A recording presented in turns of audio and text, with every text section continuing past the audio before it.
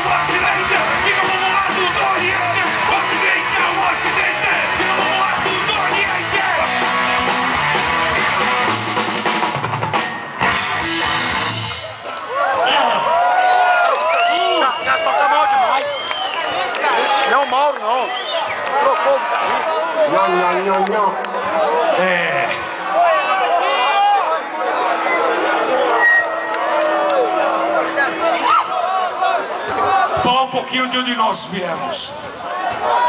Subúrbio operário.